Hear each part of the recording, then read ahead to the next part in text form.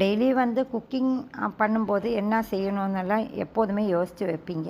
இந்த மாதிரி பீச்சங்காய் பருப்பெல்லாம் சேர்த்து ஒரு கறி செஞ்சு பாருங்கள். ஏதாச்சும் ஒரு சைட் டிஷ்ஷு கூட போதும், எல்லாருமே தாராளமாக சாப்பிடுவாங்க. பீச்சங்காய் வந்து ரொம்பவே நல்லதாக உடம்புக்கு. ஒவ்வொரு வெஜிடபிளுக்கும் அதாவது குணம் இருக்கும். இது வந்து வெயிட் லாஸுக்கு ரொம்பவே ஹெல்ப்ஃபுல்லாக இருக்கும். இந்த மாதிரி காய் வாங்கும்போது கொஞ்சம் சாஃப்டாக இருக்கணும். அதே மாதிரி எடுத்து பார்க்கும்போது கொஞ்சம் ஹெவியாகவும் இருந்தால் தான் நல்லாயிருக்கும். உங்களுக்கு ரொம்ப ட்ரையாக இருந்துச்சுன்னா உள்ளுக்கு வந்து முத்தி போயிடும்.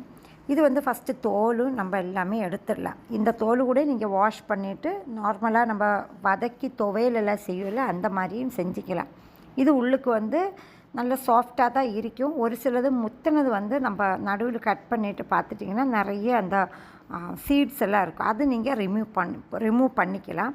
இது சாஃப்டாக இருக்கிறதுனால நம்ம அப்படியே சின்னதாக கட் பண்ணி இன்றைக்கி வந்து பருப்பு கறியில் சேர்க்க போகிறோம். இல்லை உங்களுக்கு ஒன்றும் ரவுண்டாக கட் பண்ணி தான் சேர்க்கறது பிடிக்கும் அப்படின்னா கூடயும் நம்ம பிடிச்ச மாதிரி கட் பண்ணி எடுத்துக்கலாம். நல்ல சாஃப்டாக இருக்கேன்னு செய்யும். ஈஸியாக இது குக் ஆகும். இதுக்கு வந்து ஒரு பெரிய வெங்காயம், கொஞ்சமாக பூண்டு, அப்புறம் ஒரு துண்டு இஞ்சி, இத்தனையும் தான் தேவைப்படும்.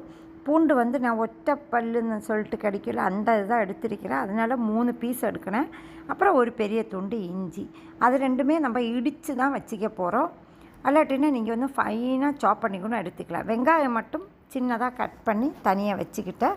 இந்த ஒரு ரெசிபிக்கு பச்சை மிளகு எதுவுமே தேவையில்லை. இஞ்சி பூண்டெல்லாம் இடித்து வச்சுட்டோம். பாசிப்பயிறு பருப்புனா ஒரு 1/2 கப்பு நான் நல்லா வாஷ் பண்ணி இதை வந்து சாஃப்ட் ஆகிற வரைக்கும் வேக வச்சு எடுத்து தனியாக வச்சுக்கிட்டேன். இப்போ வந்து நம்ம குக் பண்ணுறதுக்கு ஸ்டார்ட் பண்ணலாம். பேனில் கொஞ்சம் ஆயில் சேர்த்து நல்லா சூடாகும்போது இஞ்சி பூண்டு வெங்காயம் எல்லாம் சேர்த்து, உப்பு நான் பருப்பு வேக வைக்கும்போது சேர்க்காததுனால இதிலேயே கொஞ்சம் கூடையே ஆட் பண்ணிவிட்டு நல்லா வதக்கி விட்டுக்குங்க.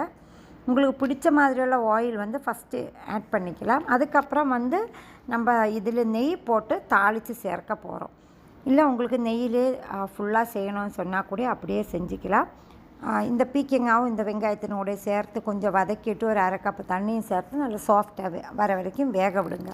இது கூட்டு மாதிரி நம்ம செய்யும்போது நல்லா திக்காக பருப்பு சேர்த்து எடுத்தால் போதும். இன்றைக்கி நான் வந்து கறி மாதிரி தான் வைக்க போகிறேன்.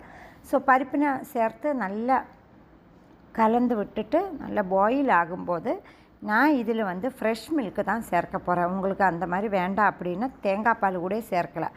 இந்த ஒரு ரெசிபிக்கு நமக்கு மஞ்சத்தூள் எதுவுமே ஆட் பண்ண தேவையில்லை. எந்த விதமான கறி பவுடரும் ஆட் பண்ண வேண்டாம். ஸோ இது பாயில் ஆன கையோடு நீங்கள் வந்து அடுப்பு ஆஃப் பண்ணிக்கலாம். பீச்சங்காய்க்கு வந்து நேச்சுரலாகவே ஒரு ஸ்வீட்னஸ் இருக்கும், ரொம்ப டேஸ்ட்டாக இருக்கும்.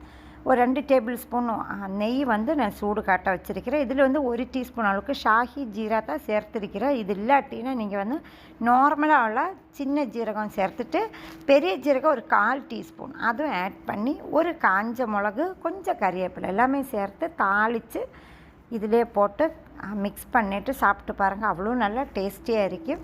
இதுக்கு முன்னே பீக்கங்காய் எல்லாம் நீங்கள் குக் பண்ணதில்லை அப்படின்னா இந்த வீடியோ பார்த்ததுக்கப்புறம் கண்டிப்பாக ஒரு முறையாவது பீக்கங்காய் வாங்கிட்டு செஞ்சு பாருங்கள்.